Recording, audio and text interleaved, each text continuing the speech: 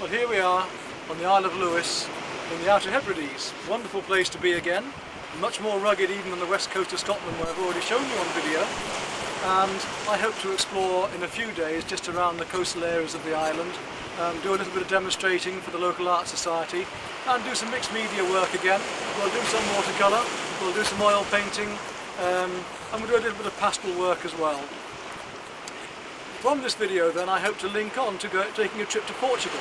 Portugal again, very, very different. We'll have the red roofs, the white cottages, those lovely pan tiles and the blue Mediterranean. Quite different to the more dour landscape here on the island. The houses here being grey and more concrete, and not a bad place for using a limited palette, these islands, just the browns and the greys. Today we've got a little bit of sunshine and we'll try and work in between on these sunshiny days. So while the weather's good, let's go make hay while the sun shines, as they say, and we'll go and try and do some painting in some of the harbours and the rocky inlets and all sorts of lovely wild places here on these outer islands.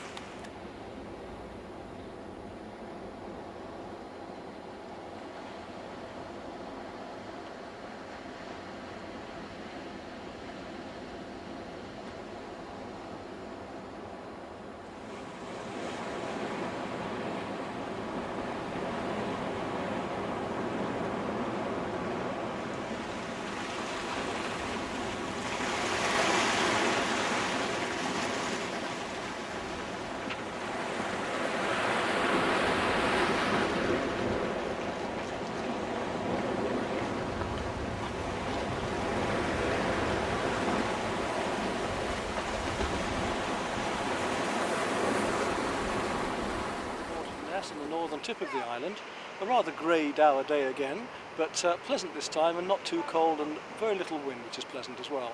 So I'm going to work in quite a limited palette, a watercolour on knot paper, fairly small one, of a few boats up on their cradles looking out over the harbour here and the little cottage on top. We'll work our way down from the sky and then into the boats and so on, probably concentrating on some details of the boats and salient points of the house and so on, and painting fairly loose around it in this case.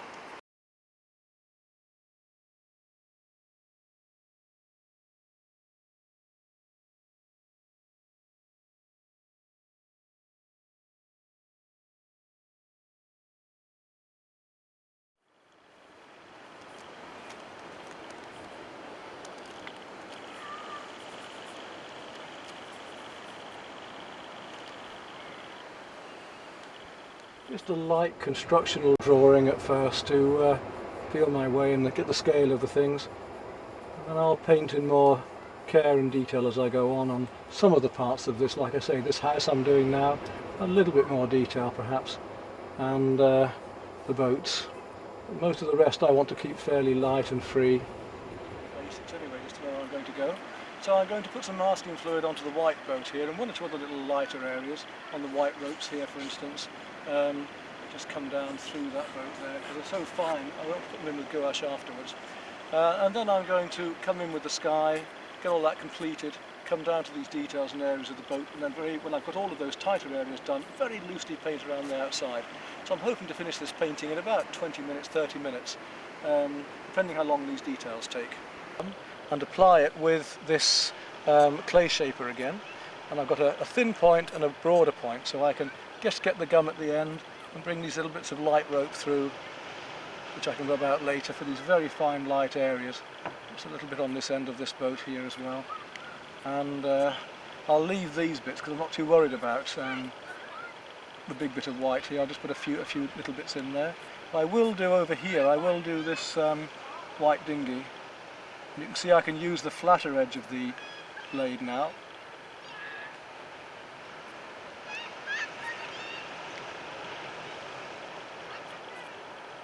And what I'll do is just put a few of the little bits of reflection of the boat going on underneath as well.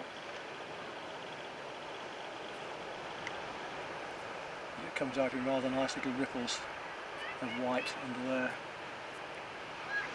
I'm going to wet the colours first so that they'll come off nice and easily with my brush because they haven't been used for a while.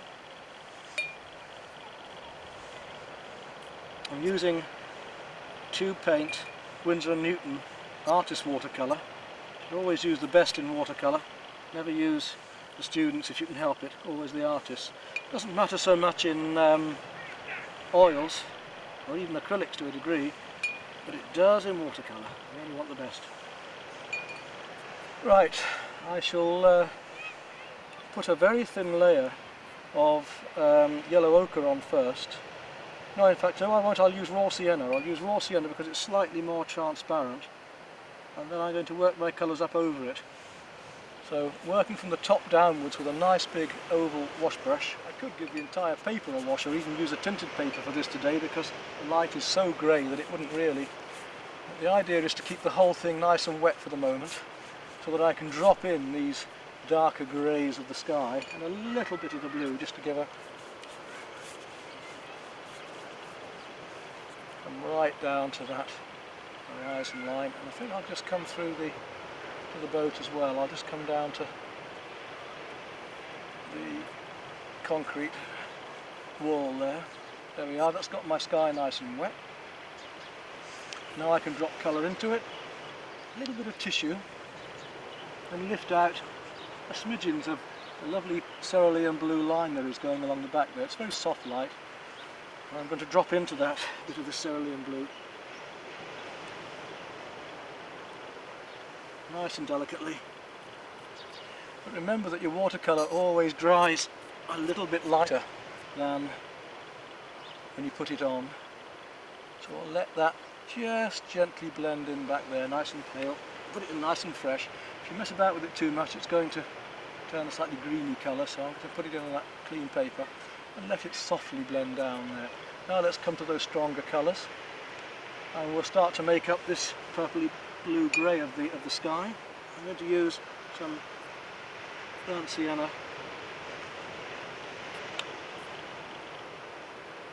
a little bit more yellow ochre, so a little bit more raw ochre, and a tad of ultramarine into that, and a wee touch of purple, just a small touch. We'll start off up here and just tickle the sky in.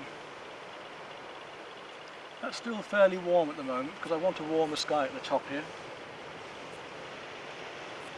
See, I'm leaving the light areas in between and letting the paint flood down gradually.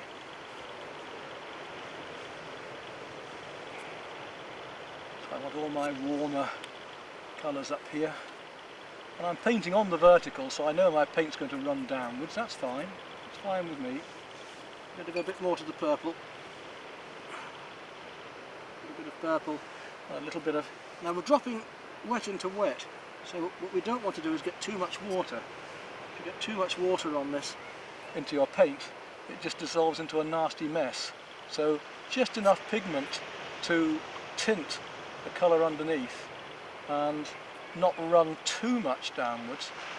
I'll pick it up if it does, and just give that lovely delicate purple tint coming through these clouds here. And I should get stronger as I go along, but I don't want it running down through, better almost to be painting on a flat on this, I don't want it running down through my sky here, so I'm going to pick up any little bits that are lifting down there. So it would be easier for me by far to be painting on the flat for this particular one, but in this situation I don't have that luxury. But gradually dropping in these cool tones in the background and letting them trickle down the paper. A little bit darker behind that.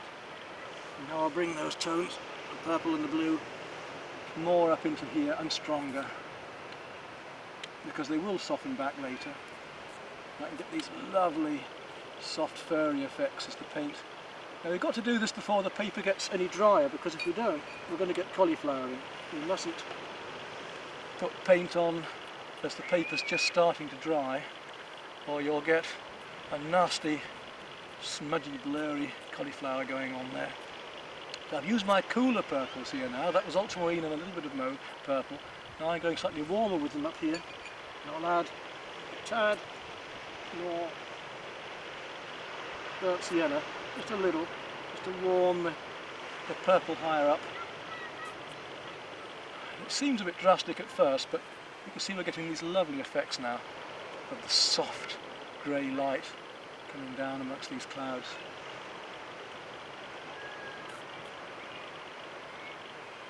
This soft island light, grey-blue, and tickle the paint on, just tickle it in here. I put the darks against the lights now gradually, getting a bit stronger with my colours.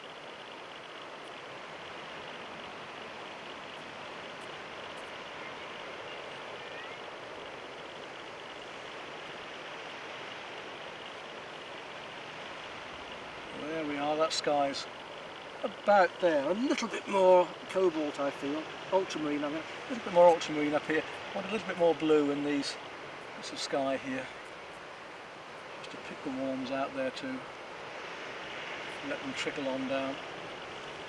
And that sky's okay, and I'm getting pins and needles on my left foot. Right, we'll let that dry a bit. While that sky's drying, it's damp enough here for me just to use the same purple to put that roof in on that building back there, just softly, and indicate a few of the, while it's still damp, indicate a few of the windows there. And I'll let it dry off and tidy that up later. But my masking fluid is now dry down here. We mustn't paint over it until the masking fluid is dry. A nice cool yellow into the sandy areas and around the back here, and then bring the warmer yellows in again afterwards. I'll bring that blue over that in a minute, because there is this cooler underlying yellow going on.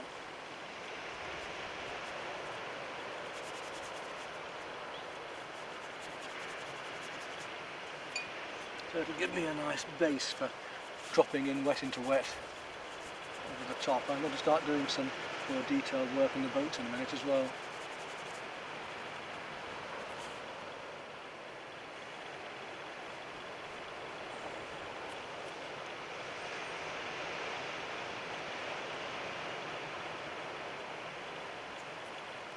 Down into here, and let it spread itself nicely amongst there.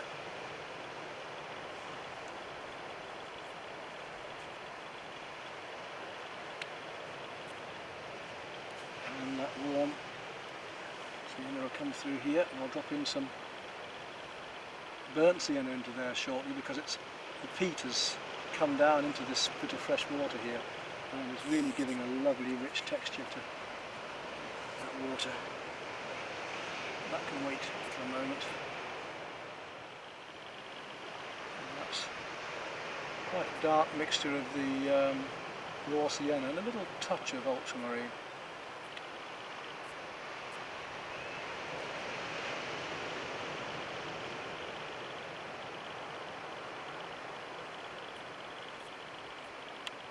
And I'll put the shadows in a moment. Just get the basic tones down of that fin.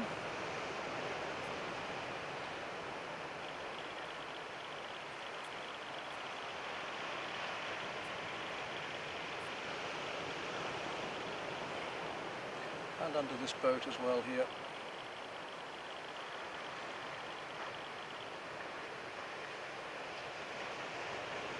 That will keep bringing these worms out when we need them. The texturing with the brush. This warmer sienna.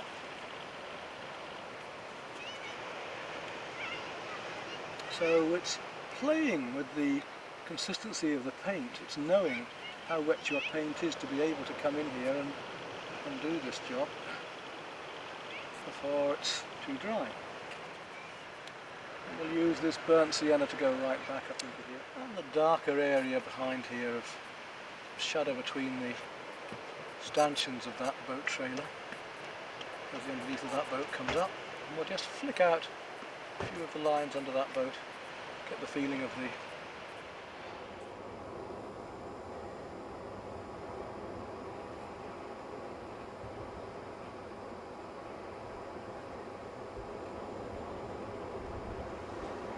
said so often before, we have to watch out for the amounts of blues in the greens, and there's a lot more blues going on than you might think amongst these greens here. So I'm going to get hold of some cobalt blue now. Come in with some cobalt blue into these greens, and look how that changes the appearance of the greens that we've already put on. It makes them look a lot warmer because this is a lot cooler.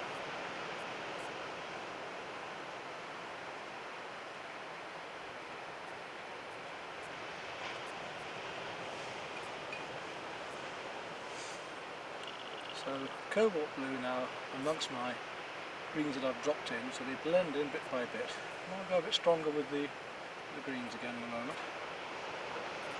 A nice patch of grass down here that's a lot warmer. I'll do that in a moment. Bring it up here, and we'll put some of those blues back into the distance, because we know that the distance has got to be bluer. Make it a little bit stronger along here. Especially on the horizon line there, where it's a darker horizon against the sky.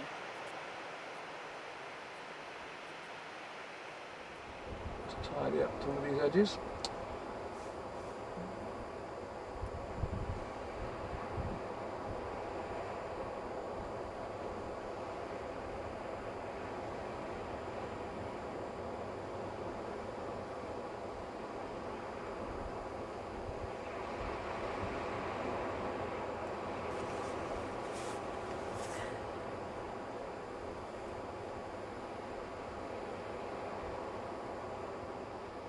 And I've decided I'll put a little bit more warm in still, so a little bit more burnt sienna,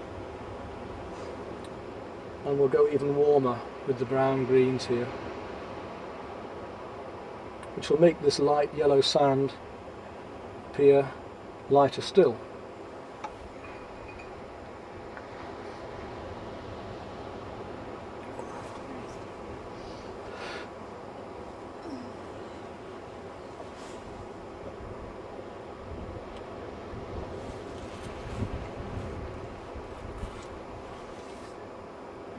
gradually getting darker and darker with our tints.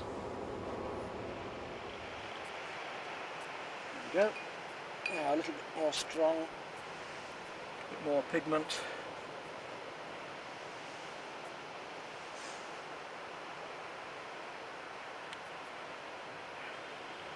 And there's also the same blue over the top here.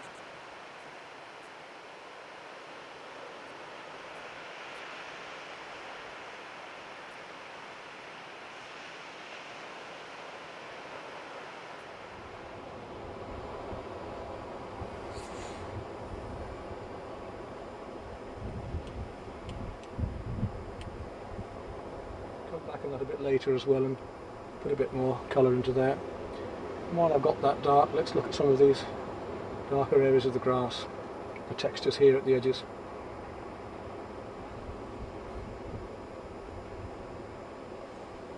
I think we ought to come back to that water. It's dry enough to, well, it's still wet there. So it's a very damp atmosphere, so it's taken quite a while to get things to actually dry off for me. Some really nice darks going on in the black rocks in the background here, coming under that jetty. I'll just start to pick that jetty out a bit.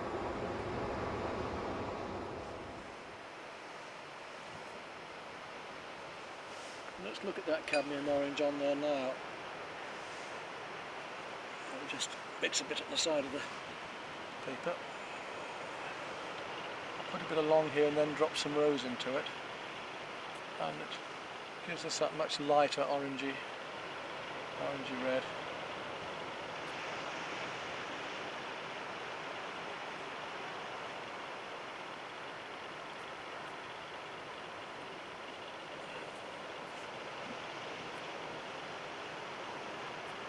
I'm almost ready to take the masking fluid off now actually as well. And the shadows underneath the boat here. Maybe a little bit around the windows on the boat too.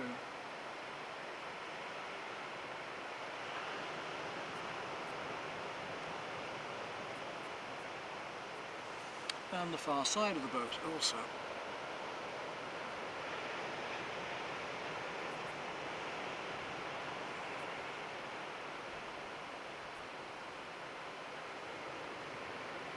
Glaze of that over there to warm it up.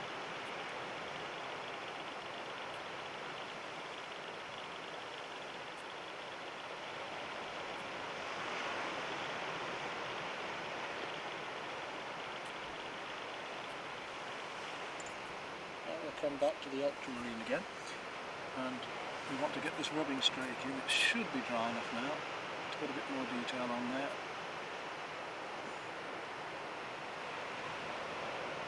Coming underneath this as well.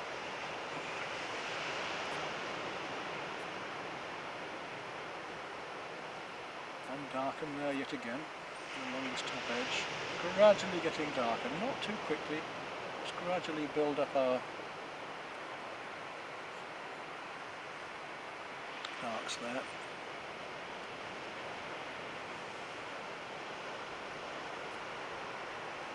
It's quite a deep blue line along here just to separate that bit out.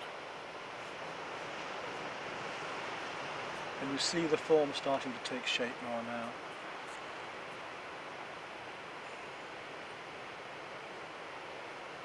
Soften that back.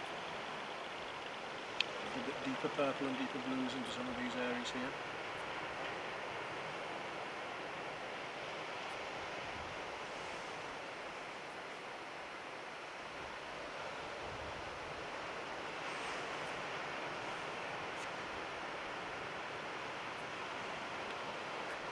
Down underneath shadowed edges.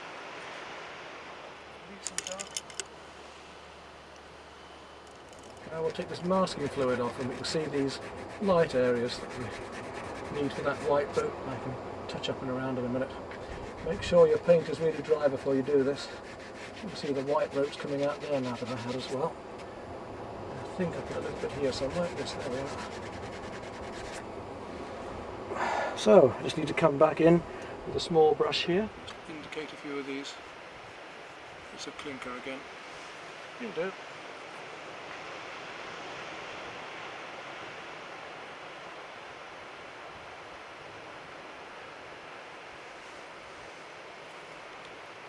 There's the work to do here on the stanchions here. And that one comes down at a slight angle there. Let's look at the darkness and the shadow of the blue on here a bit. Because when I've got that cobalt on the go, we can put in some more shading on the boat itself.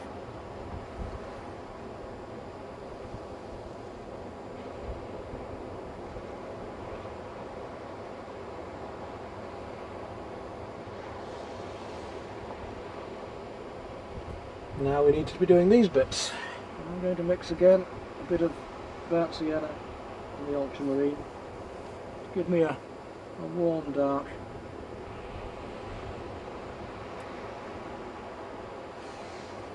It should be alright for make the blade into a brush. You see I've got a point there, but the point, if you turn it sideways, has been made into a blade. So I can use the thin bit of the blade to paint in these bits of radio mast.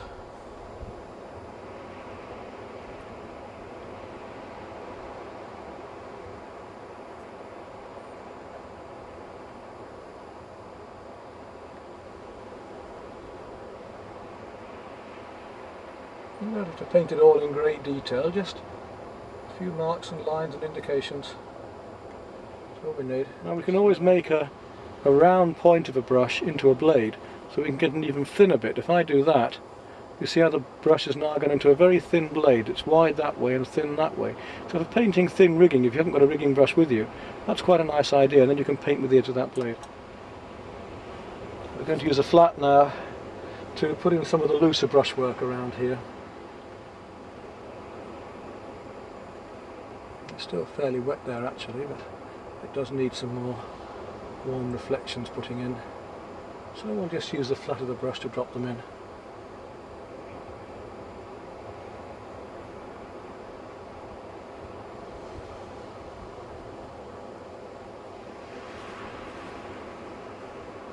And even up into the bank here, there's still quite a bit of warm.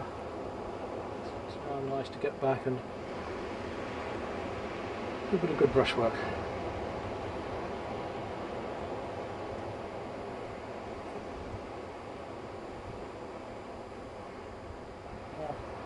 More mauve. There's a road coming in there, down there. Really enjoy ourselves with some of this colour now. That mauve coming in under here. Grass work.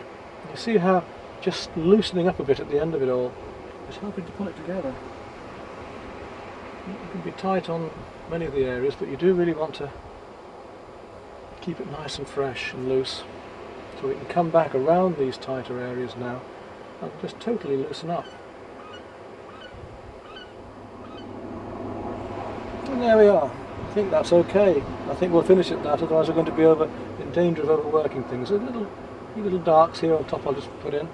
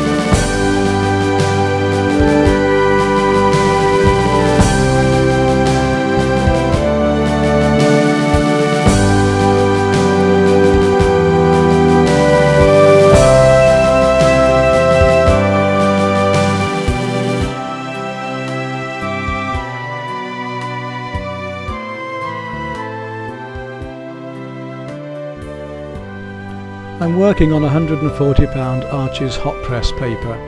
This has been coated with some acrylic ink in deep blue and purple and takes the pastel very well, and you can see I'm working then from the horizon outwards with my mid-tones and then gradually towards my lights and darks.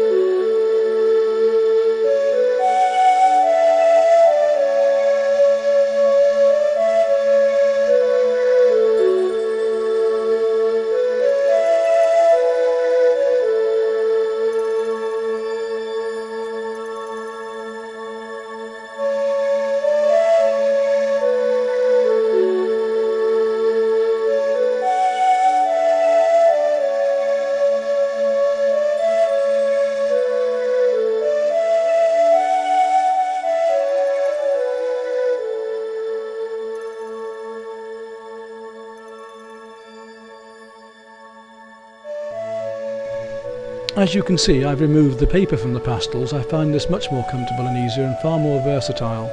Some pastels just crumble when you take the paper off, but I find these unisons don't, and it allows me to work with more versatility. I can use them flat, sideways, scumble, any angle I want.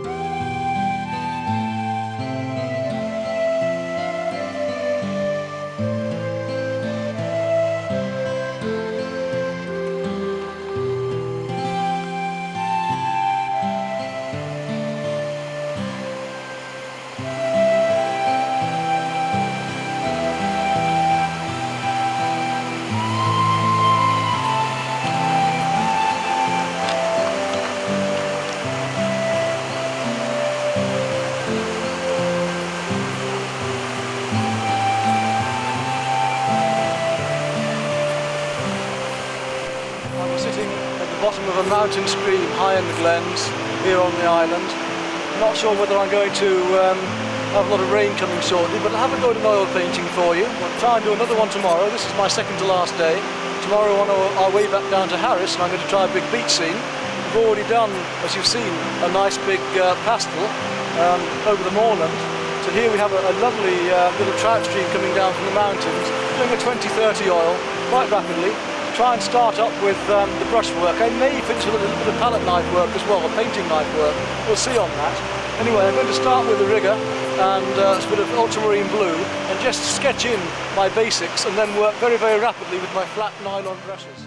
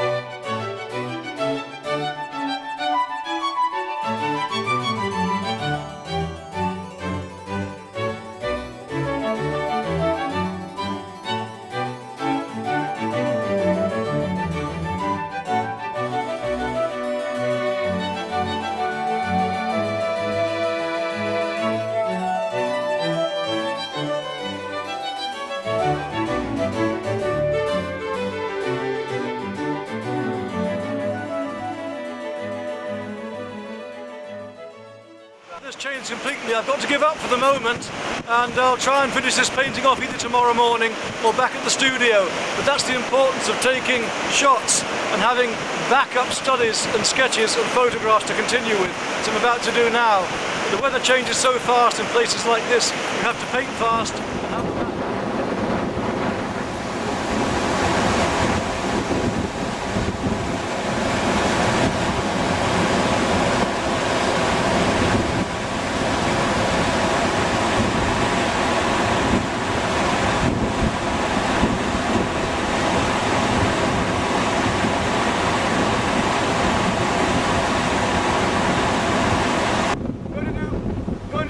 Watercolour study. Well, I'm going to use pastel and water only to do a fast study to go with the oil painting. But the weather's so bad on and off, if I use the photographs and the study from here, I should be able to finish the painting later. That should do it.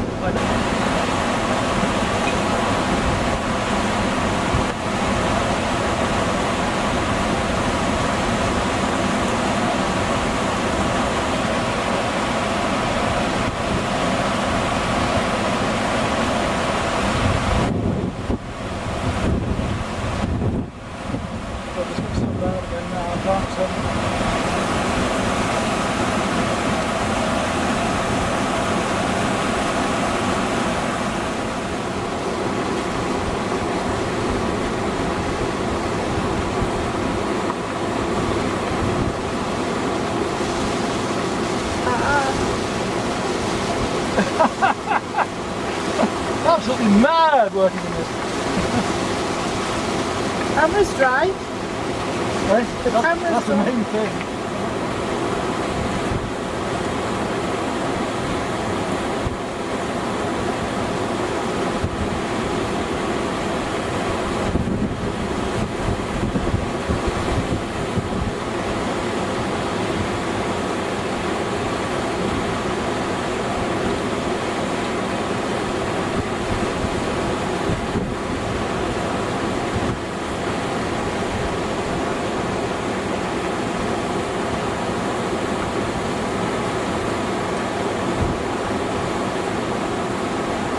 Well, you see, we're getting there. This is just the pastel and water and blending it in. And I've actually been sitting here painting in the rains. It's pouring down. You get some wonderful effects. And it's great to be here working into this really marvellous environment. I'm getting a bit wet, but hell, I'm enjoying it.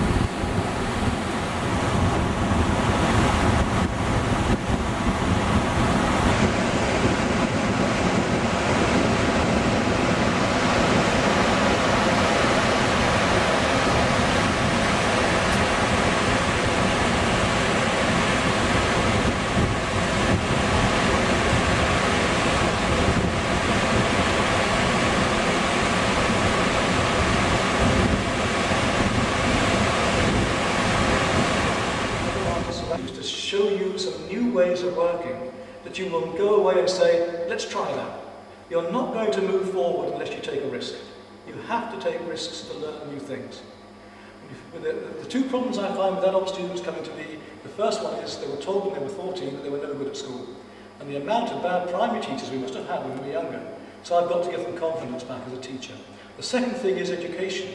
I want to paint like Constable. And they might naturally be a Monet. And I as a teacher have to bring out of you who you naturally are, not make you into me. And that's not what I'm going to do tonight. I'm not going to say this is the way to paint. People seem to think you're going to come and do that. I'll give you a very fun example. Maker of all the instruments in Lord of the Rings, and it's in local wood over there. It's in D. Pretty little thing.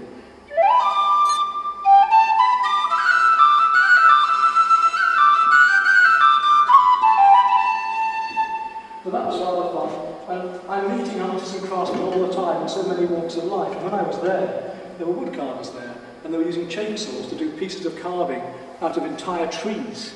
And it was wonderful to see the work they were doing. And this is where we go on to the diversities of work. I won't go on playing those, but I've got various instruments from, America, and all sorts of different tones are picked up. But it's this diversity I want to show. A very deep woodland scene. Not that you get many trees over here, but you want something very stark and dark. Or say a snow scene where something's dark against it. These are great.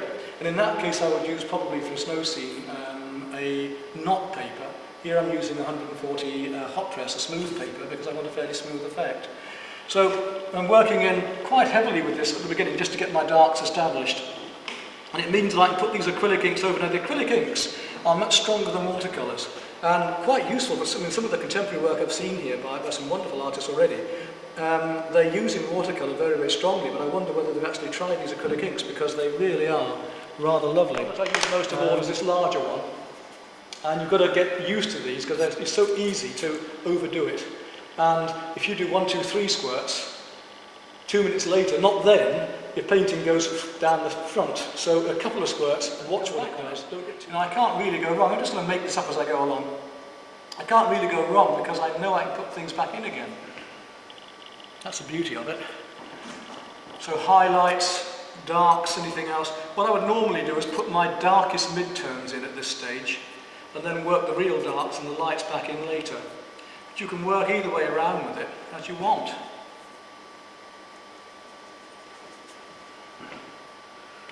Where are we? Some nice deep. So some really nice dark, strong colours here to get my... Just get some lovely background. I noticed you started in the middle. I did with this because I wanted this very dark to be. So let it trickle down, a bit of fun. It's going to seem quite weird to you working this way at first, I know. You think, oh God, what a mess. But maybe it will be in the end. Hopefully there'll be something out of it for you. I don't mind if it goes right through the house.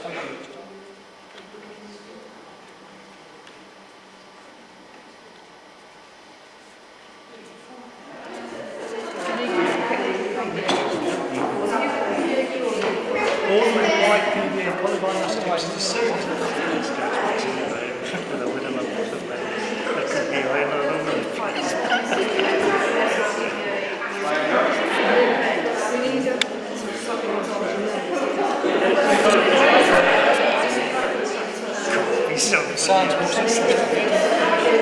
These pastels is take the paper off. Now with any other pastels, usually you find that it's just to give you an idea of what you could do with those mediums. So I don't want to finish.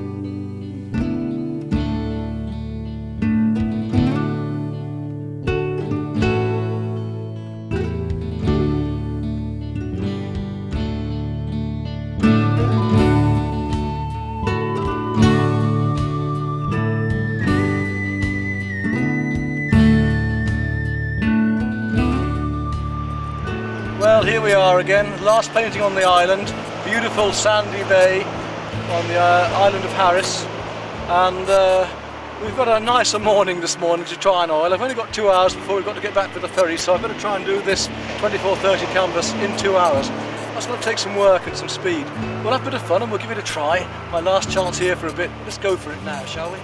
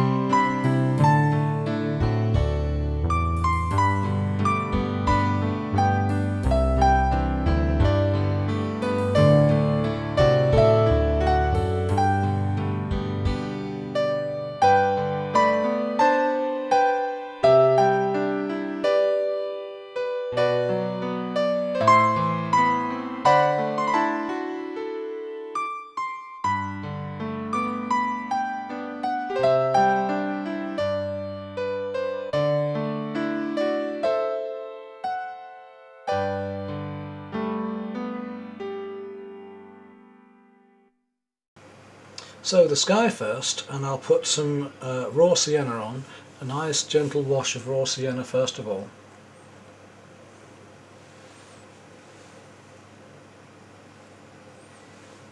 All the way down to the mountain tops. So I'm going to just dab away an area here so the light shines onto the mountains. A little bit of cobalt blue there.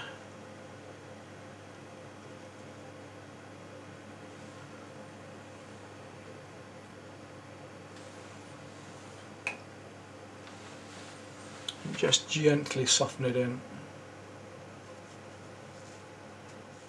I want these layers of almost rainy cloud coming in, as if we've got some snow and rain coming into there. We'll let that just feather down, just trickle down.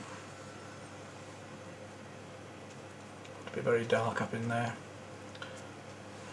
Bring that back up to here as well. Some of that comes through.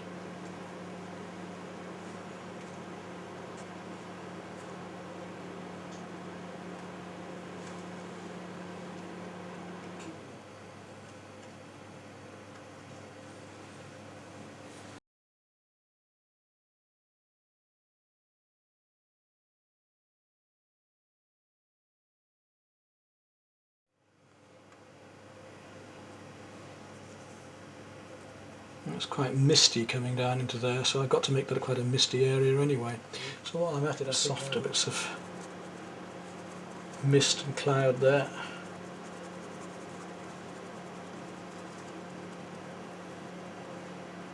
There's an area there inside the cloud that shows a bit more. Down we come again, letting that stronger colour go up into that softer one now, and along the edge of the bank here. Darker that side because I want to pull the eye into the middle more where the light is.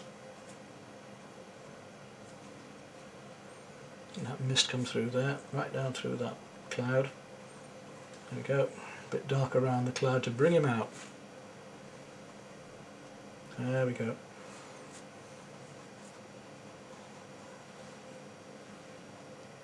And we've got some rock coming right down through into here, and there's a sort of stream there pouring down behind the building. Let's bring some of these darker areas down through behind this cloud here as well. We've got the ultramarine and sienna, and let's put in the top of that roof. I don't need to paint too carefully actually because I've already got the masking fluid there, but we'll just put it in as a nice dark purple, which is the sienna and the ultramarine. There we go. That roof will show out well against the foreground, so it's light against dark, cool against warm, rough against smooth. We've always got all these textures on the go. Right, leaving that, back to my big wash brush, and let's look at the foreground. Now there's these areas here which are a bluey grey, and we know our bluey grey. It's the ultramarine and again a little touch of the burnt sienna again. And we'll just flick those in, and while they're still wet then we'll come straight back in with the yellow ochre and sienna again in a minute. Little areas of rocks around the front. And these bluer, cooler areas. And where I want the rocks a little bit lighter, I'll go back and just dab out the odd little piece of light from amongst them. Just dab that out, look, and it leaves these little bits of white amongst the lighter blue. Peaty, dying autumn grasses of these, there we are, it's almost there, look, in one go. But I want to go even yet stronger still, so I'm going to take a bit more of that warm and a touch of the, just a touch of the ultramarine, and I want to come in with some of these warmer areas here, the darker areas on the peat. Just tickle those in, and look how that brings that forward. Now we've got the stronger colours in the foreground, so we've got warm, cooler, cooler. The sky is quite strong to lead us in even more. Now look how that works, the red, the warmer here leading our eye in, look. So we're almost down to a pure burnt sienna in some of these places now. And we'll come right into there with that sienna. We'll drop into the darks even and work our way through in the foreground here, putting them back into there so that they just gradually disappear back in there. Thin them down a bit. coming through onto the shadowed bits of snow.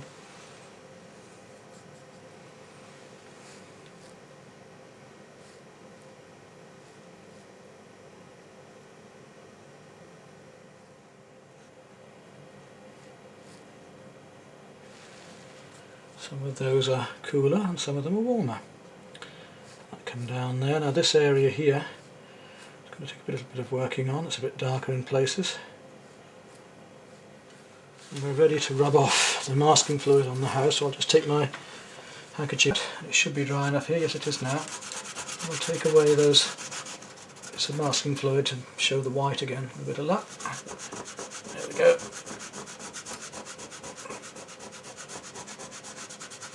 That's it. I've got to come in very carefully there now with a small round. I just want to pick out the darks and that, so a little bit more ultramarine, a little bit bluer this time. I'm just going to come around a bit of the roof there, darken it a fraction, and that edge. I don't like being too detailed, but a little bit's fun, just to indicate what's going on here. Those two little windows, and then again here there's the same.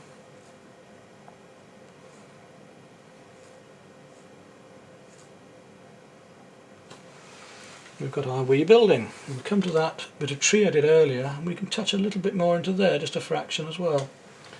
Just like that.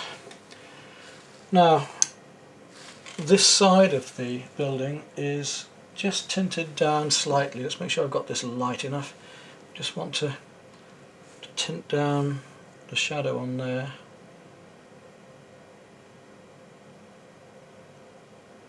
Through here. That's it, just to give it a little less flatness. Into there, that's it, that's called the little house.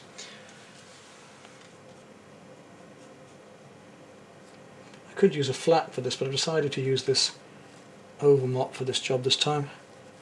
Just a few bits of, just dragging the brush around a bit here in the foreground to give the effects of some distant darks and some of the details in the foreground. Just touching here and there, look. Just to bring the eye forward. And that's about enough, we don't need much more, we'll just a little bit more there, a little bit more here.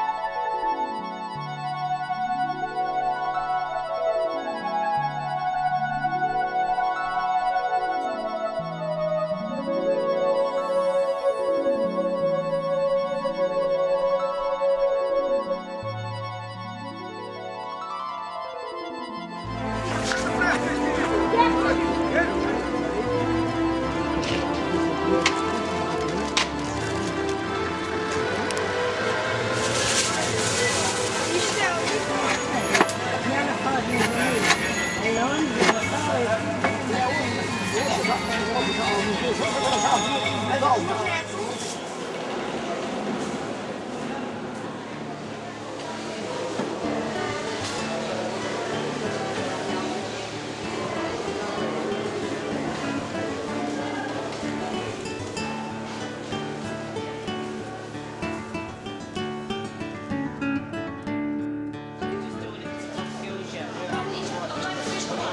beauty of working pastel in watercolour is that you can put the pastel over when you want, not to worry about highlights, you put them back in again.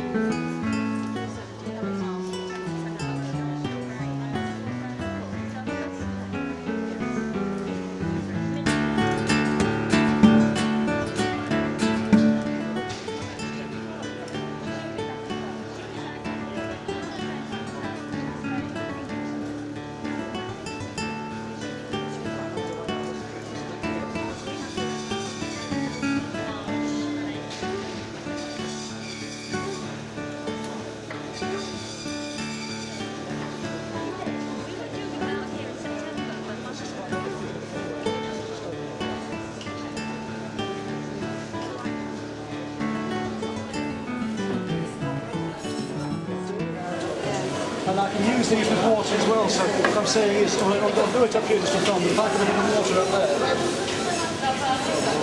now I can come in with a pastel and use it just like watercolour. Yeah. Paint with it. Oh, right. A bit like those water-soluble crayons. Yes, I've seen So I those. can paint with that now. You say these are very heavy, thick pastels. Let's say I had something darker. And I had a tree coming up or something like that. Now I can put it in as firmly as I can take the brush and then I can draw it out and actually paint with it straight onto the. So you've got that versatility of. What make of these? These are unisons. They're the only ones I really recommend because they are so nice. Oh, they're made handmade in Yorkshire, you know. These. There will be on the They're the best ones. That's it, yeah. That's why they're made So we can come back now, and if I wanted to flick extra figures in, I'll put lights and darks in. Now I can come in and do just that. I can put his hat in here. There's a bit of colour here and there. Even the orange. No, if I did that, mine would end up just looking like patchwork. Yeah. It doesn't look like a market at all. Just keep it as loose even when working with these.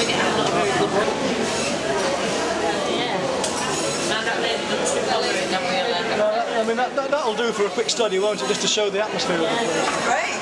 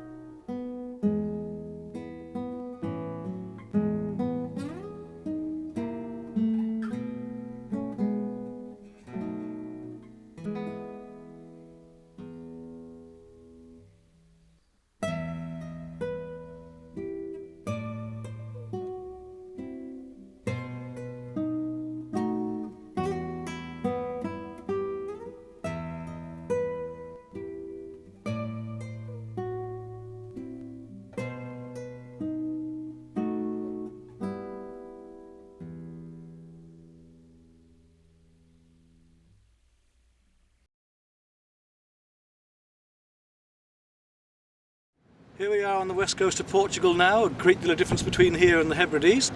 We've got some sunshine, although we have had weather worse than the Hebrides for the past few days, although it is winter here. But a beautiful turquoise sea and huge breakers coming in. I'm rather a long way back here, but from this angle I can get some of the greens and turquoises. I can see them better with the sun shining through the waves than I can closer up.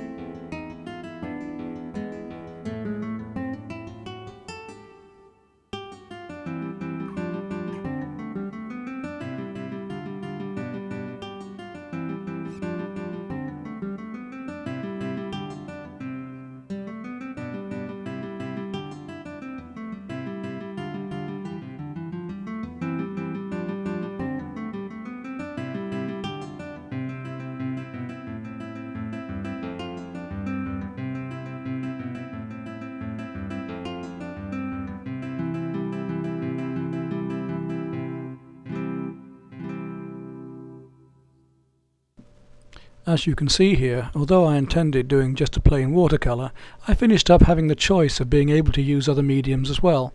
Being able to use a bit of white gouache and liven up the surf was most useful and gave it quite a freshness. And as the painting went on, I realised that I was going to need to use a little bit of pastel, especially at the very end, where two figures suddenly came into the picture, into the scene, and stood there long enough for me to feel that I could sketch and draw them in as they were. I felt they made quite a good focal and centre point.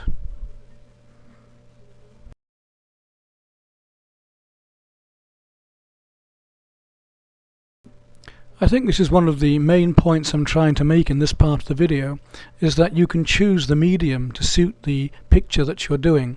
You can choose the medium for the moment, the mood, the surface, the atmosphere, and you can enjoy that medium for the purpose you're using it for. If it's a very dour Scottish sky, then a dour Scottish watercolour would be nice, wet into wet. If it's a very bright floral scene, then maybe you need acrylic inks and pastels.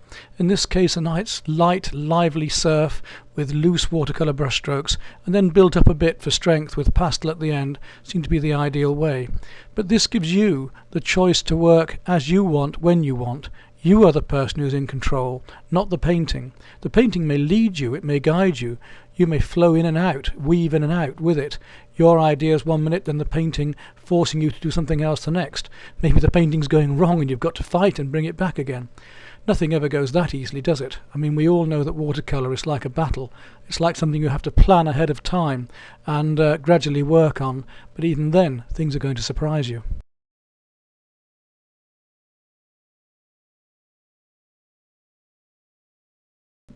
And as with any battle, I had a chance to choose my weapons, not only the paint, but the brushes. You'll notice when I first set up my tools, paints, easel, that I got my brushes out and made a choice of, I nearly needed 3 actually. I needed a flat, the wash brush, and 1 small round brush. And this painting was done entirely with those 3 brushes.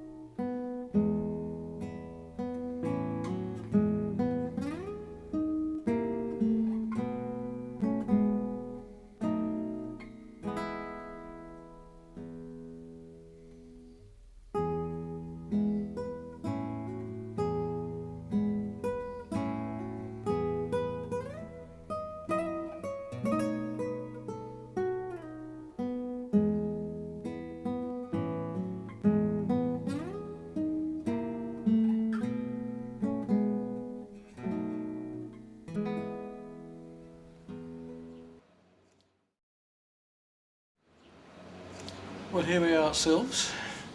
Nice little street scene to have a go at. The sun's coming in and out with the cloud, but we'll have a bit of fun on this one, I think. I'm going to do a fairly accurate drawing and then a very loose watercolour. Hopefully I'll get a figure coming down the street at some stage to just put into here. I'd like a figure in the middle of this street coming down towards me if I can find one. But what I'll do is work out the basic composition first, wait for the figure, and then very loosely paint in the tighter areas first of all, if there's a figure there, and some of these areas like the lamp and the flowers and so on here. But then the rest of the scene paint in very loosely.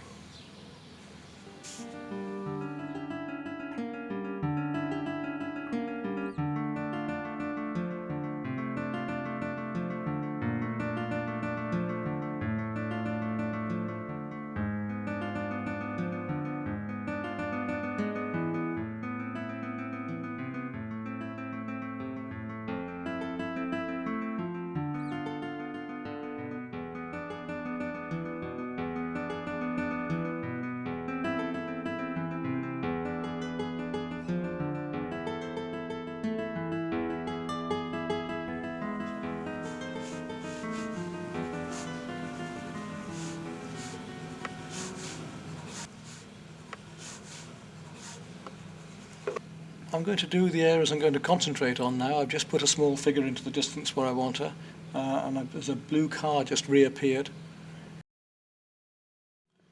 And the blue car and the figure, and then up here I want to concentrate on some of the lamp area and some of the detail around here on the bike. The rest I want to treat fairly loosely.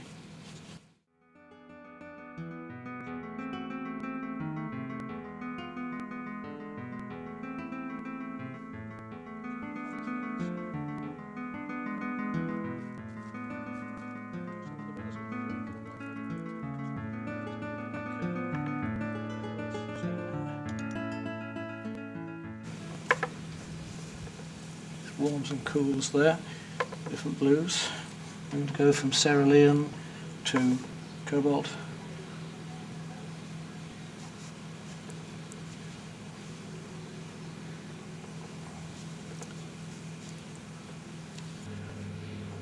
Just want to indicate him. I don't want to go into too much detail on the car.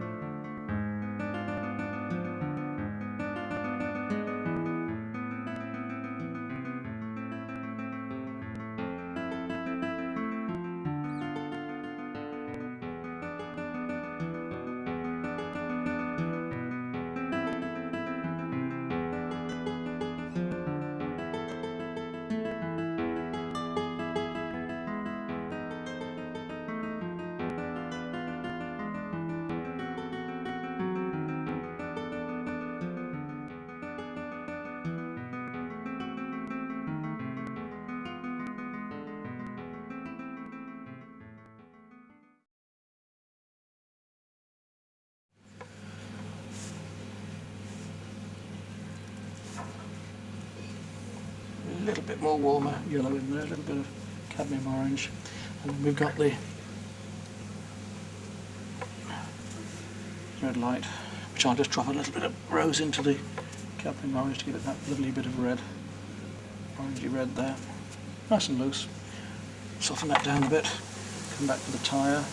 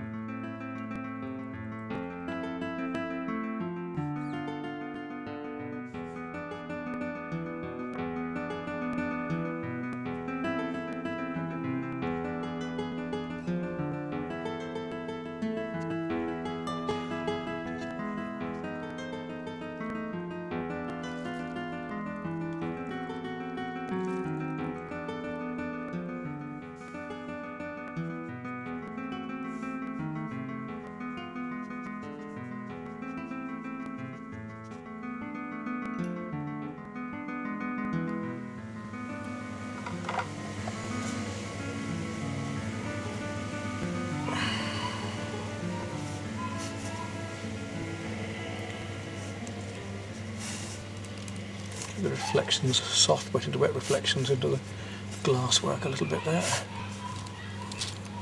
Let those dry before I go into more detail there.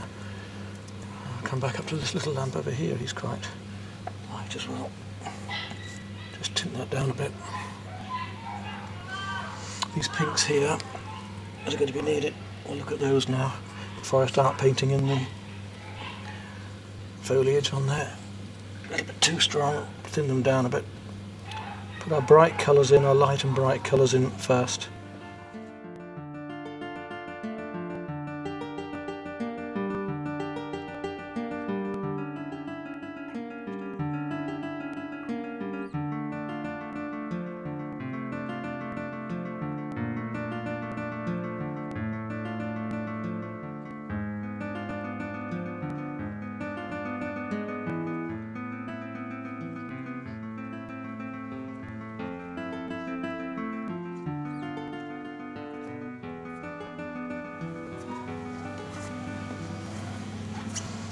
And keep it lovely and loose all the way through if I can. Nice feeling of light there. A little bit stronger on those greens.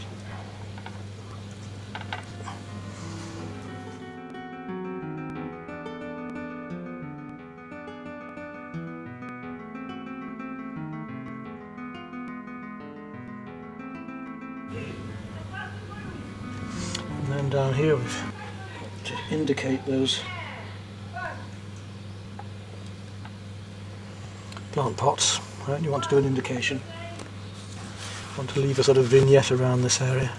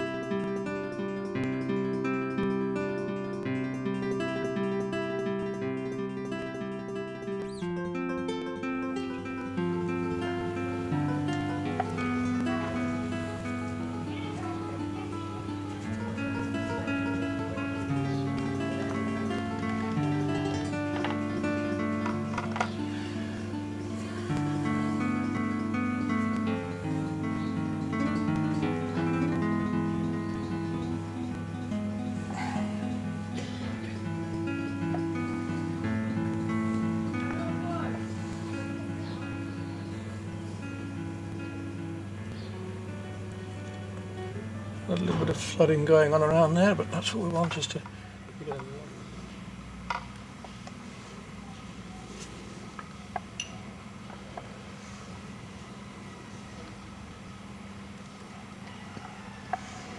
Okay, here we go.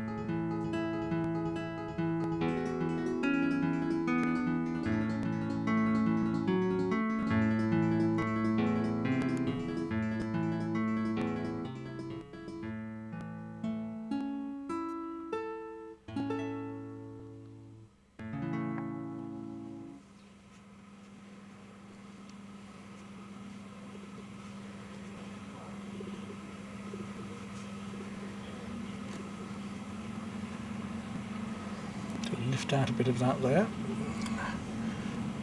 And it's coming over. I don't want it. Better.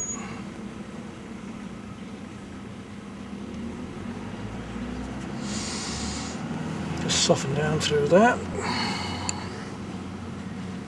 Now what about this colour in the background here? I can just bring a little bit of that yellow into there, just tint it in a bit. Just give the atmosphere. And then we'll do the same here.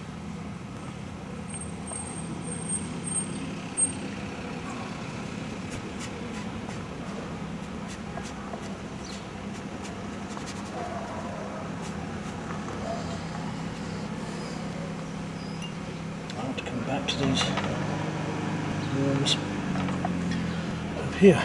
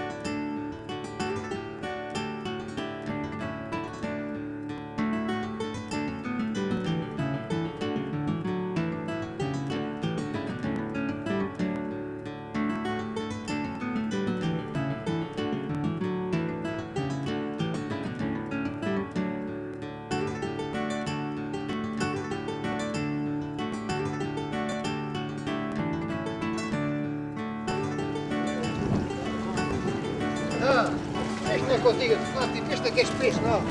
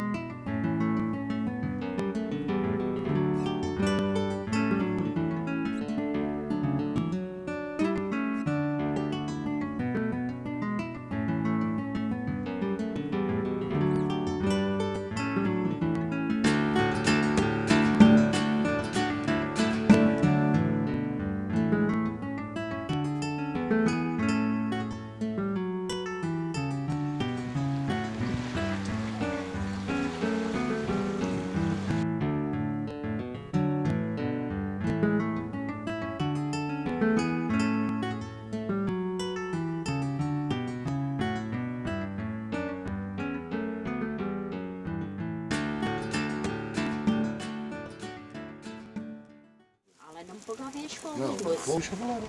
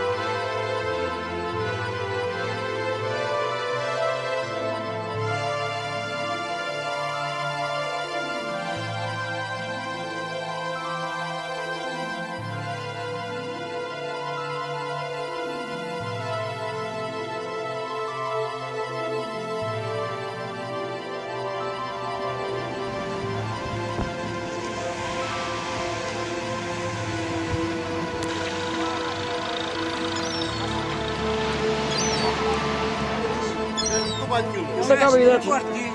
Vinha lá cá buscar muito. Oi, senhor, tá tem o número do filho? É a mesma coisa, o gato pergunta ao filho. 35 euros.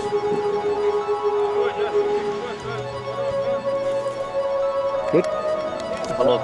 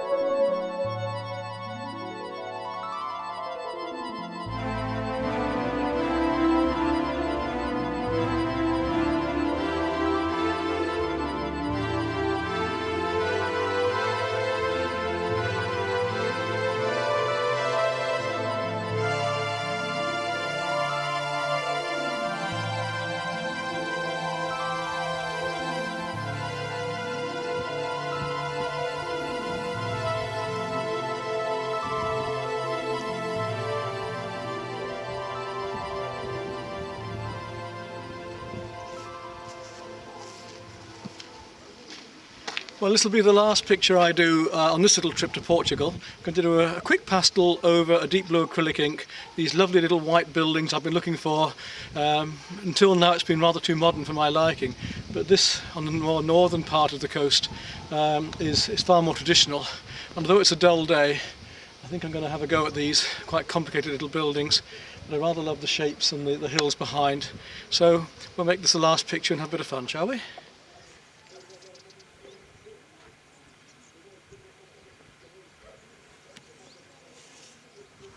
Want to build up. Now, a few of those darks just coming over the top. Even though it's a very chunky pastel, you can still use the pointy bits of it to get the details and texturing you want. Right up through here, and how that dark shows nicely against there. I'll put a bit more of that in later. I don't want to do too many of these deep.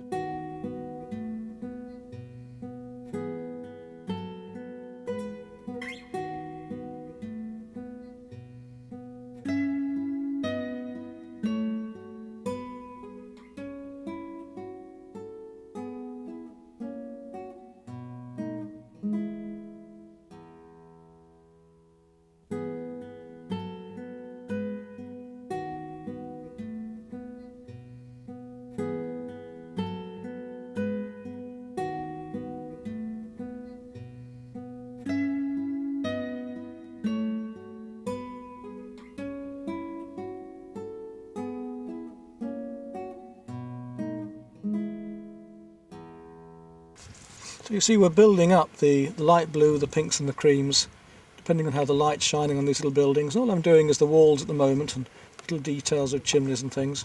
And we're getting the feeling of the whole jigsaw, one piece to another.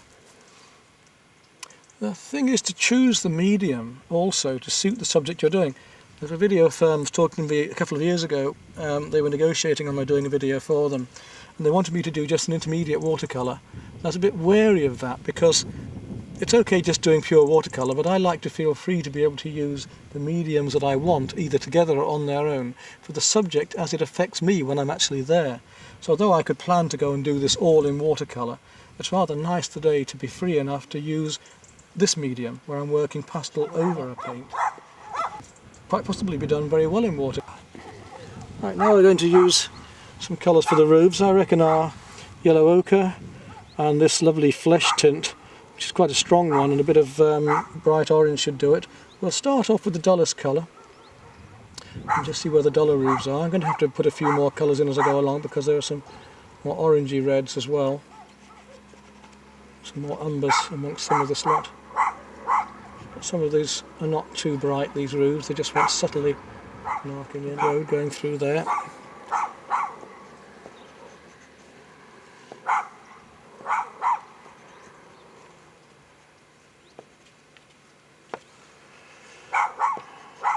pan tiles down the bottom here, the pigsties. Now we'll come on to the brighter orange and just subtly bring in. Look at that now, that pushes that back. Let's come back over here and have a look at that. I'm going to need some even redder colours over here yet. That's that soft one here, then there's a more orangey roof up here. We've established our lighter warms, now let's get into some darker ones, the deeper browns here and the cadmium reds. Don't want to be overdone on the houses, but some of the reds on the houses are a little warmer than this orange, so I'm just going to touch in a little bit of red here and there, not too much, just to give that bit more richness down amongst some of these areas. There, for instance, those two little stripes there, just little bits more to give a lovely glow of all these jewels of warm and cool colours we've got working down.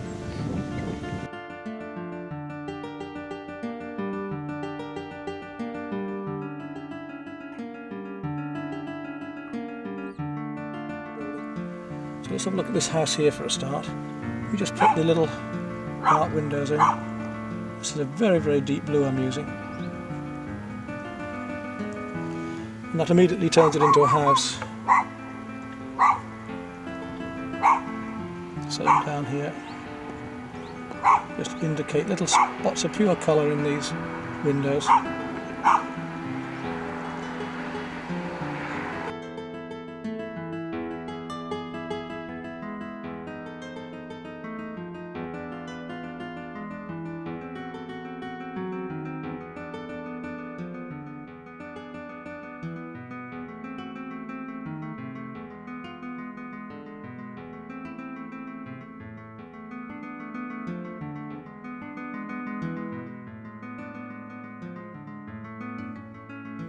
Coming into some of these branches down here. We've got to do this seed head, this one that almost looks like a tree that comes up through here, and comes right up from one of the cacti that's grown. Flax plants tend to do this. They have a lovely flower that comes up and turns into these almost tree-like spikes. And a little bit of yellow into that as well, the bottom there, to bring it forward. And how those spikes come off.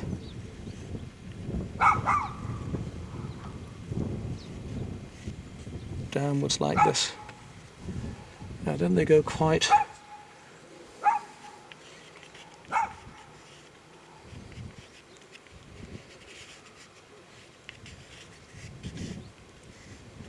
Now if I take a dark then,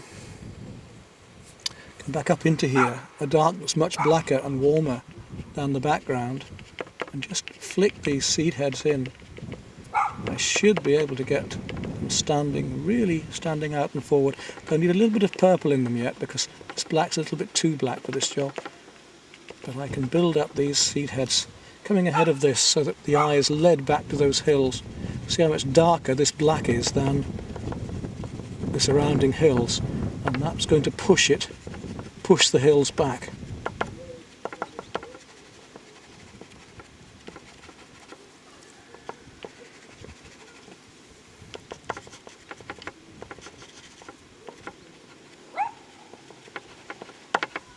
And so we'll add a little bit of warm and purple to these as well because they're a bit too dead as they are on the paper now, but it's giving you an idea. Now if I come back on those, I'll just put these colours down. If I come back on those with the deep blue up here, you see a little bit of colour gives it life. I don't use pure black ever.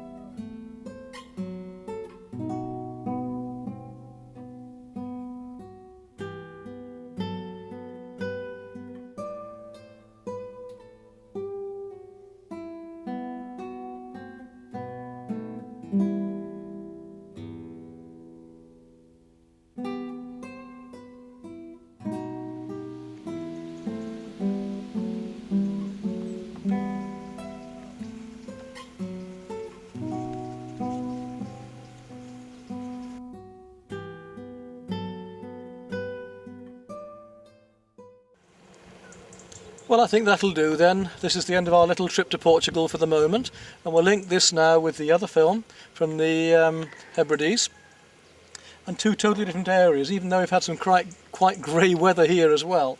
Another very enjoyable experience, and certainly a place I want to come back to and paint again.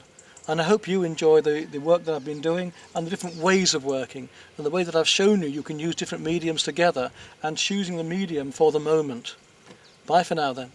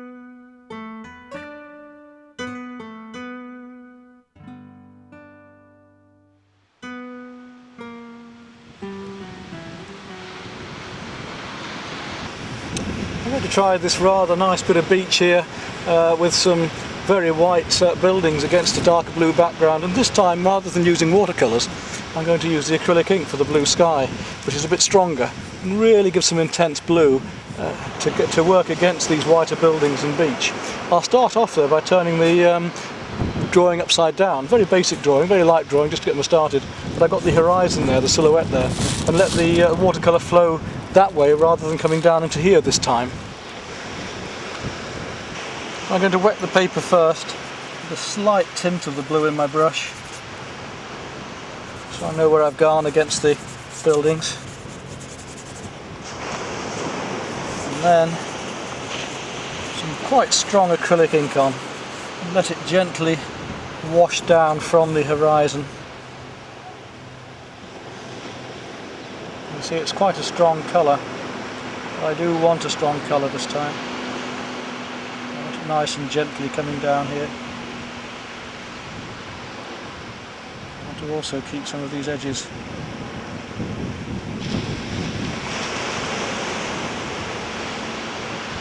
To really get some intenseness of this blue.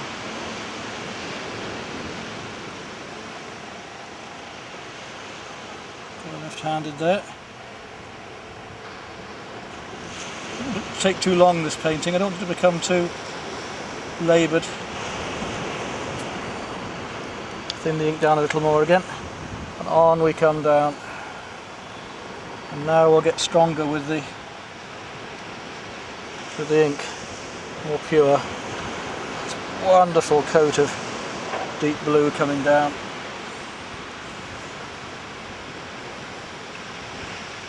Which will all run down towards the top of the paper this time rather than the other way.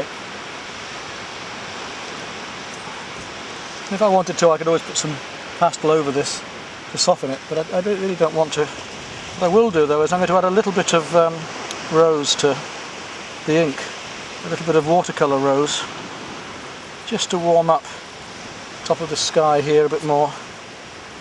It'll take quite a bit because it's quite strong dark, this anyway.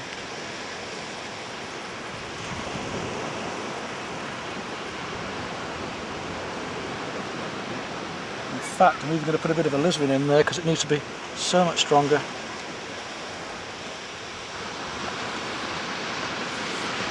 Just let that blend downwards. And this air, it's going to dry very quickly, I have a feeling. So I can possibly go even darker still yet. Towards the top here. With the ink. Let it dry a little more. Put another coat down here just to strengthen even more. I really want an intenseness in this colour. And then we'll reverse it round and let it drop back again.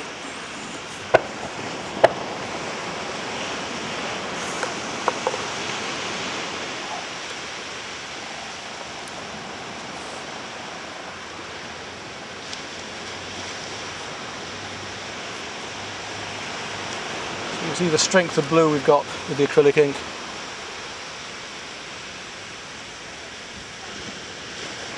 Now while the ink's drying and I've got it the other way up, I might as well start on the beach area.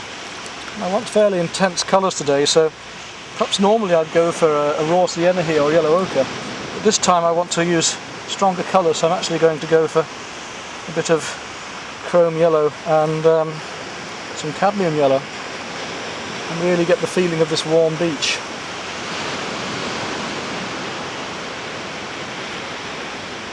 Or should I say attempt to get the feeling of this warm beach.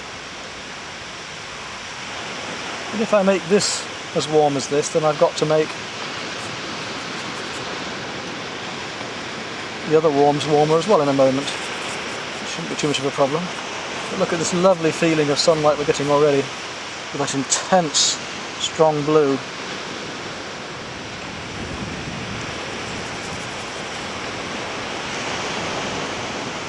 Now, where the sea is, I'm going to use watercolour. I'm going to start with cerulean.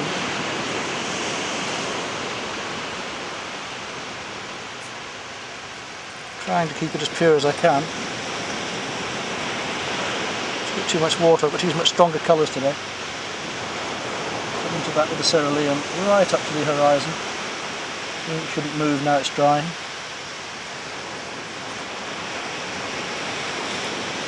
Into here in the beach. A bit of sand showing through there. Some bits of white on the wave edges.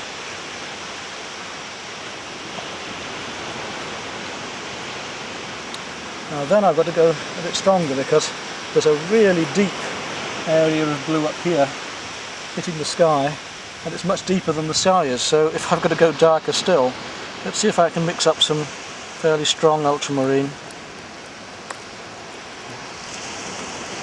Not only ultramarine, but possibly a wee bit of purple as well, because it really is quite dark up there. Don't make it too thin.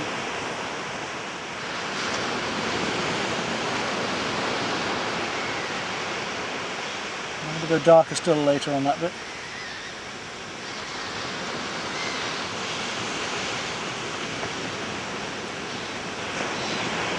Let's feel our way along these waves. And now we'll come back to these areas on the beach, while that's just drying off a little. Not running too much, so I'll remove a bit.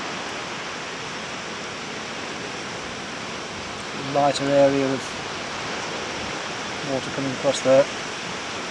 So I'll lift that out with the brush.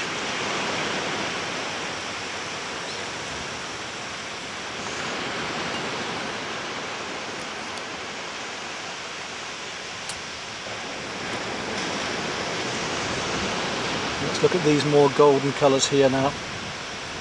I really want a strong watercolour today. Nice strident colours.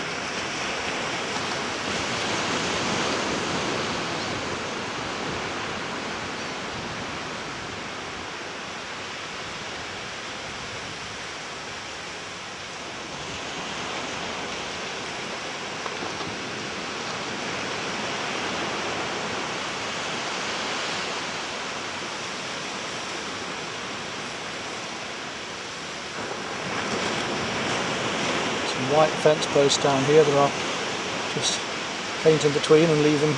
I won't be bothering with messing about with masking fluid today. I just want to get straight into it. So we'll leave these little bits of white fence post. Some of the buildings, nice orangey roofs. Let's get those in straight away. Establish some lovely colours here this morning.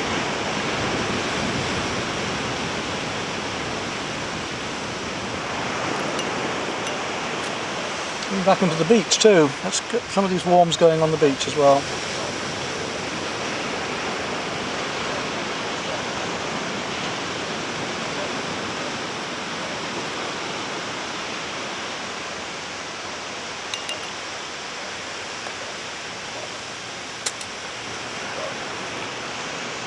And where the footprints are down here in the sand, there's a lovely sort of mauvey colour. Play with these colours, really find them, really push them.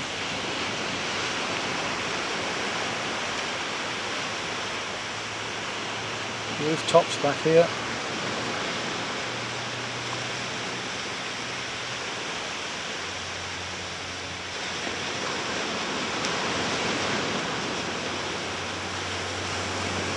Lovely, glorious way to work. You'll find these purple colours coming up in the beach too. Now then, having talked about purple colours, let's come back to that ultramarine. See if I can go a little bit stronger with it. The ultramarine and the rose. Because that still needs to be darker up here against the sky. Can't keep a steady hand.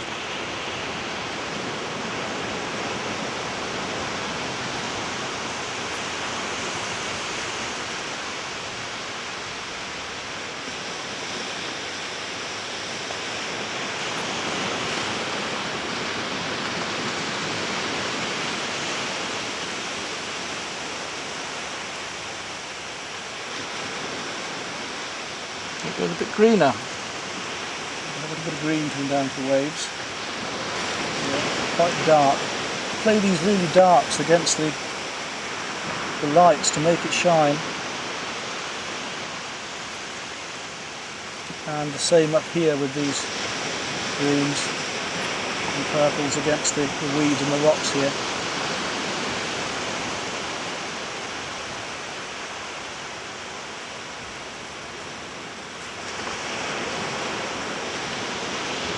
Talking about those greens, but if we play purple and yellow together, we're going to get the opposites in the colour circle, in the same way as the green and the red. So let's play some of these shadows of the footprints coming back here.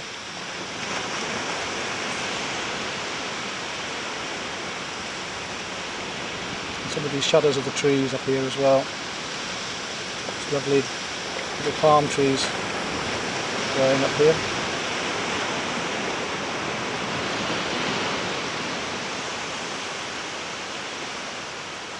We'll put some of the lighter colours in there in a moment because I've left plenty of space. Lots of white being left, you'll notice.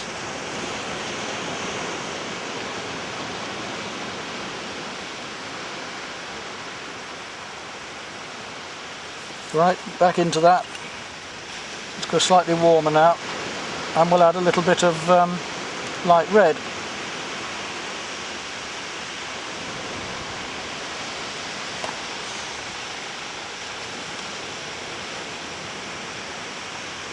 Strengthen these colours up yet again.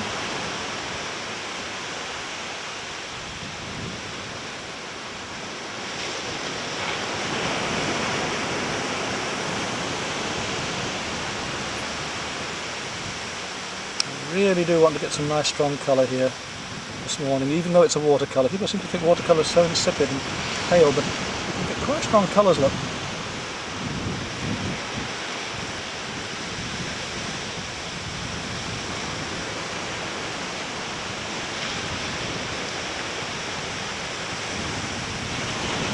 Of course I can use my pastels to get even brighter colours, but this morning I just want the purity and the lightness of watercolour.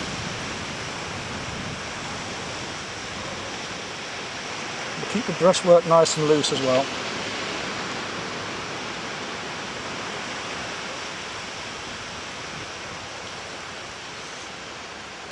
Now a bit of deep purple to start to pick out these footprints in the sand, the purple against the yellow.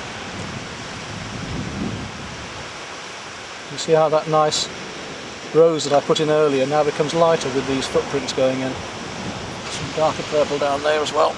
Let's really throw these strong shadows out because we've got this strong sunlight against the dark this morning.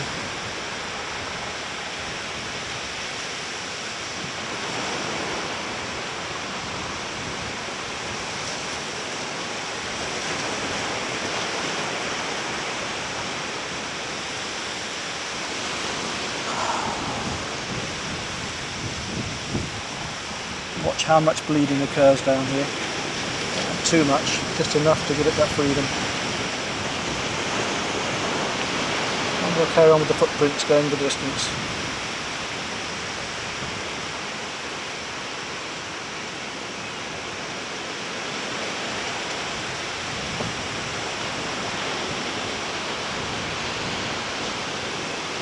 I'll come back in there with a little bit more detail later. So it's just running too much wet into wet at the moment, so I won't go any further with that just there. Just tickle in some of these shadows.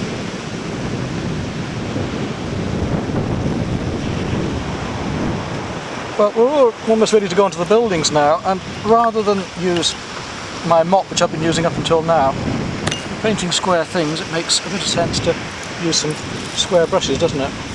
So let's have a little go with the square brushes now.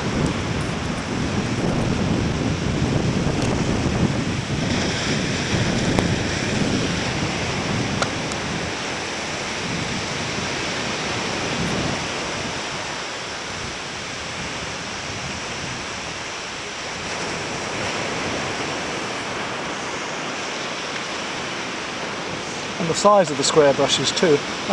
It's a nice warm blue that, but an intermediate one. I'm going to see what happens with the cobalt blue, which is my intermediate blue. Remember we have cerulean, cobalt and then ultramarine. Yes, that cobalt's quite nice there. We'll just play some of the buildings in with that. Maybe a fraction warmer in places. Let's have a look at the... I think it's just going to be cool shadows, but it's not. There's some quite warm shadows in there as well.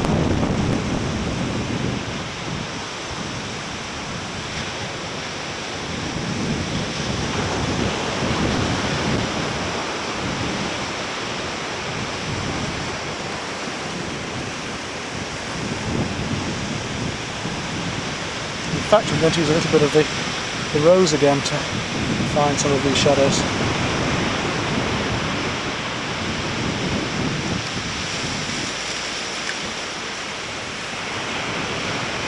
There's some archways here and there. You can use the flat of that brush to get those archways in. So the tip of the edge of the blade of the brush there. What I'll do is just leave these whites behind glowing, the pure white paper. Just showing out here.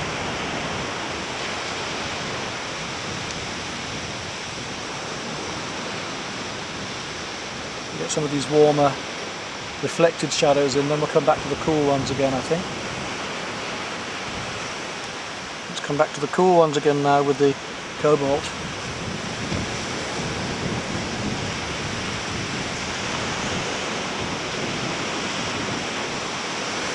Looking too dark. Quite light reflected areas.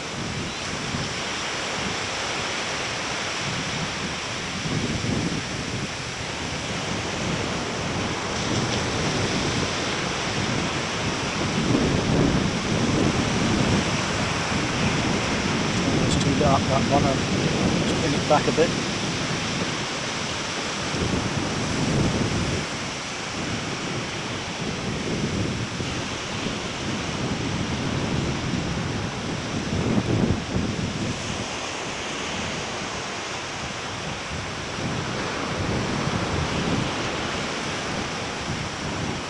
Windows down here.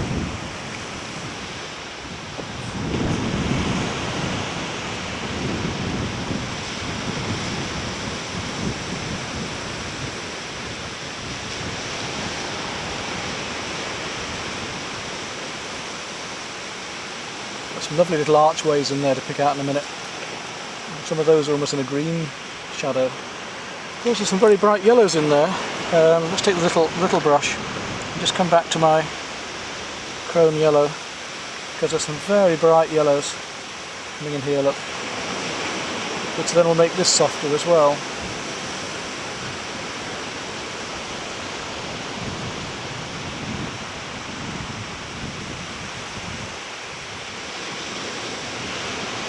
You can see now why I wanted to be so much stronger with the colour. This gorgeous butterfly just went past.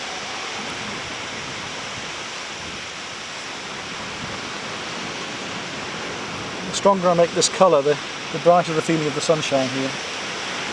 Bring some of this yellow into the waves too.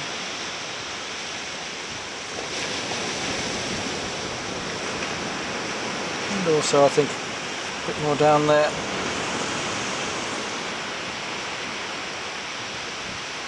Because you know how much lighter watercolour dries. As it dries out, it becomes much lighter.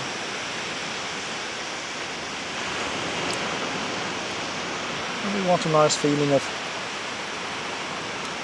strength here, strength of colour, the vibrancy of colour.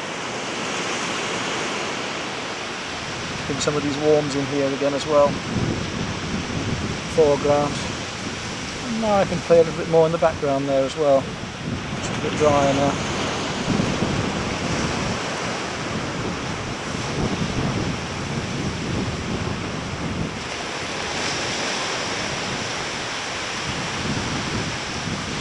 And with that light red, and a little bit of, tad it down with a bit of burnt sienna, because some of these roofs up here are quite dark.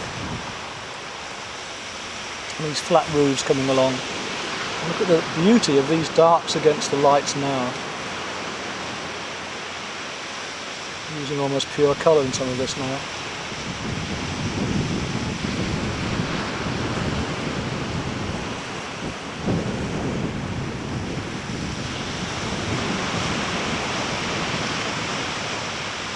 I said earlier about using the medium for what you want to say. I want to say how vibrant this place is. I also want to enjoy the watercolour still.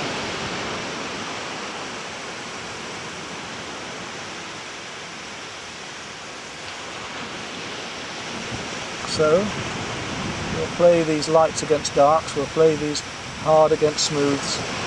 Bring this beach out, look, give it some life.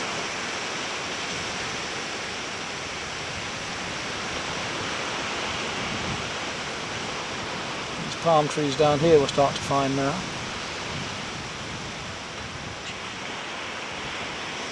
That beautiful butterfly again. What is he doing?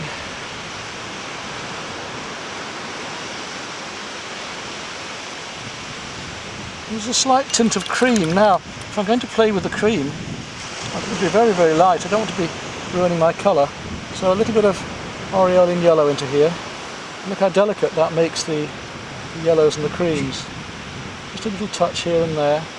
Not too much, but how much more delicate that aureolin is than the chrome around it.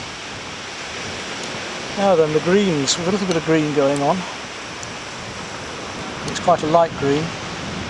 So I'm going to use my aureolin and a little touch of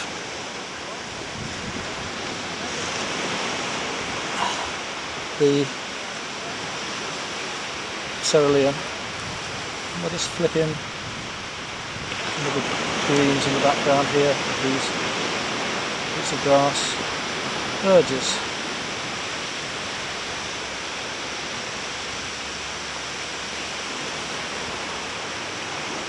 And also those greens come into some of the trees.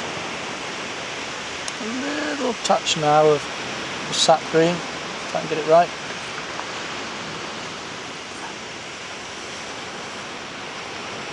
Just give a bit more yellow.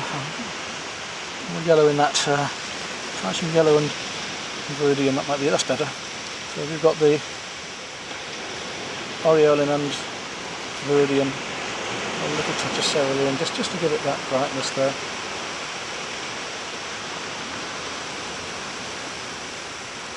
Some of that will be coming down into the reflections here as well. Now coming back to reflections, talking about reflections, let's go back to that green again and the waves of the sea, because there's quite a strong green here along these waves. I don't want it blending in now.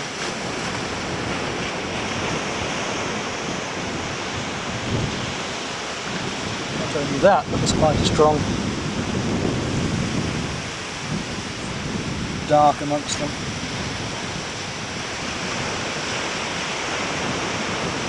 As the waves curl over, so I get this feeling of the Mediterranean Sea here.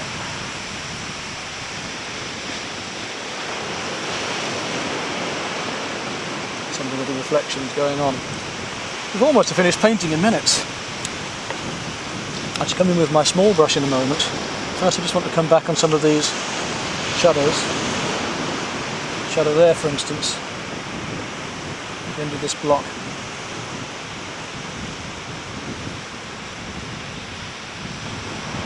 Maybe a little bluer, so we'll add a little more, say, cobalt into that.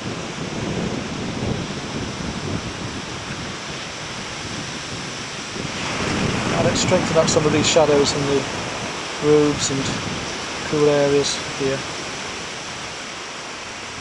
There's some quite strong darks in there. Take a little bit of indigo. Let's have a look at some of these darks around the towers up here and the rooftops. Again, I can afford to be quite strong with the colour to really get these shadows and windows and so on working. Tree in between there. Trees coming down there. Look how that works there, it's beautiful look. Even surprised myself at times. Go on Peter, go for it. Unless you take risks, unless you experiment, where are you going to get? Look at these lovely darks we can place amongst these lights to really make this stand out. Some darker trees in there.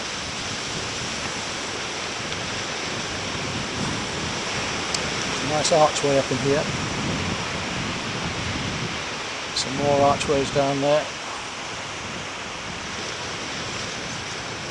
Another one over here.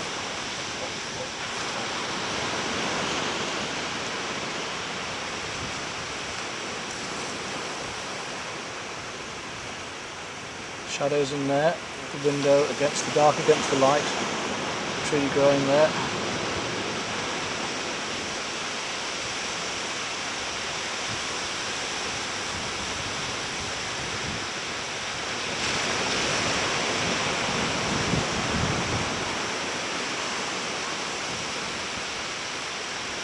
All these little bits of window, and we'll come down to the trees a bit lower down, and I'm going to make it slightly warmer. Let's hit the there we are. A bit of burnt sienna now, and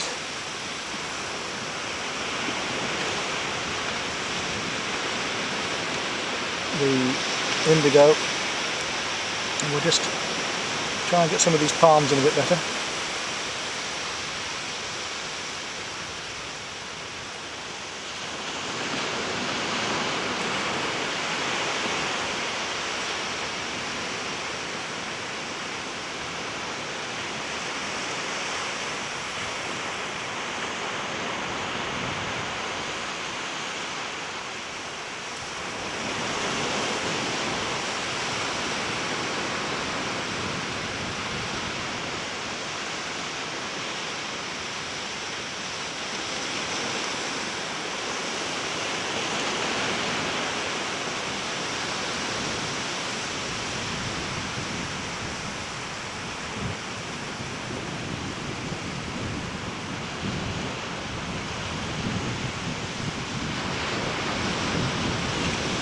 I'll do a little bit of detail here, I think. Just these little railings along here might be nice just to flick in. Don't overdo it, just an indication of them.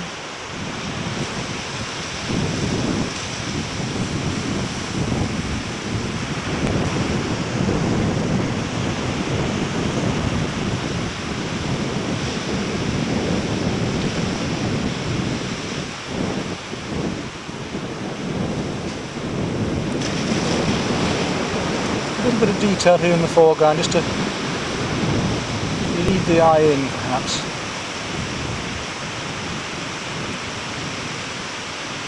And it looks like a busy little town. Got more windows in these blocks here. We'll just flick some of those in. I don't want to do too much more actually, because I don't want it to become overworked. I don't want it to become an illustration, just painting about the atmosphere and light today, which you can get in watercolour like this.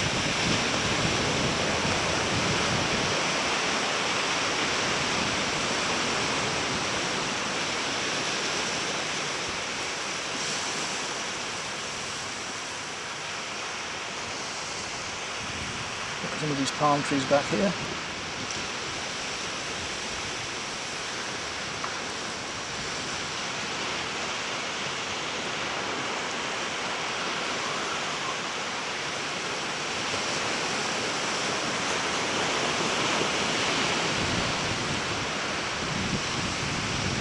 I just couldn't resist doing this painting this morning. I was going to finish on the pastel yesterday that we did of the little white houses on $1 a day, but see, the light has changed so much today, I just felt it irresistible to have a go at it. The figure down here, we'll just put that figure in, I think. A child with it.